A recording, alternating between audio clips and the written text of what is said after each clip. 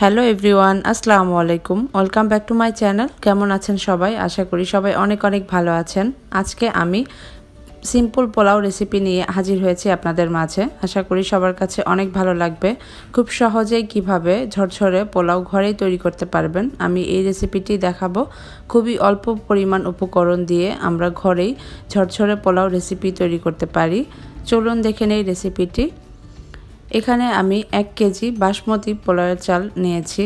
আপনারা চাইলে বাংলাদেশে যে চিনি গুঁড়া চাল বা কালো জিরা পাওয়া যায় যে কোনো চালই আপনারা ব্যবহার করতে পারেন। আর 1 কাপ নিয়েছি গাজর কুচি। গাজরটি অপশনাল, এটি জাস্ট আমি দেখার সৌন্দর্যের জন্য ব্যবহার করেছি। এখানে আমি নিয়েছি তেজপাতা 3টি, সাদা এলাচের গুঁড়ো আমি ব্যবহার করব। এখানে নিয়েছি কালো এলাচ 1টি এবং কিছু লং ও দারচিনি। প্রথমেই আমি প্যানে তেল দিয়ে দিলাম। তেল একটু গরম হয়ে গেলে তেল বা ঘি আপনারা যে কোনো কিছুই ইউজ করতে পারেন। তেলের মধ্যে আমি 1 কাপ পেঁয়াজ কুচি দিয়ে দিচ্ছি। প্রথমে পেঁয়াজগুলো একটু আমি লাল করে ভেজে নিব। আপনারা যদি বেরেস্তা করতে চান তাহলে আগেই পেঁয়াজগুলো উঠিয়ে নেবেন। এর মধ্যে আমি 1 টেবিল চামচ লবণ দিয়ে দিচ্ছি।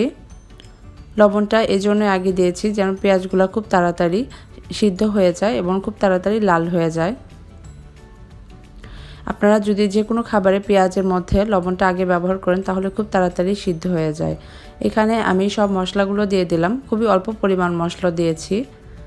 পেঁয়াজটা একটু লাল লাল হয়ে গেলে এর মধ্যে আমি 1 টেবিল চামচ আদা রসুন বাটা দিয়ে দিব। দিয়ে আমি খুব ভালোভাবে একটু নেড়ে নেব। এরপর আমি চালগুলো দিয়ে কষিয়ে নিব। চালগুলো দিয়ে খুব সুন্দরভাবে অল্প আঁচে ভেজে নিতে হবে, কেননা চালটা যত সুন্দর ভাজা হবে পোলাওটা ততই ঝরঝরা হবে। চাল কিছুক্ষণ ভেজে নেওয়ার পর আমি এর মধ্যে গাজর দিয়ে আবারও সুন্দর করে ভেজে নিচ্ছি। মোটামুটি 5 থেকে 10 মিনিটের মতো চালগুলো অল্প আঁচে ভেজে নিতে হবে। এরপর আমি 4 কাপ চালের জন্য 8 কাপ গরম পানি দিয়েছি। পানিটা সবসময় মনে রাখবেন যে চালের ডবল হবে। এক্ষেত্রে চালের ওপর ডিপেন্ড করে কিছুটা। অনেক সময় 1 কাপ চালে 1.5 কাপও পানি লাগে। এটা আপনারা চাল আন্দাজে বুঝে নেবেন যে যেমন চালটা ইউজ করেন।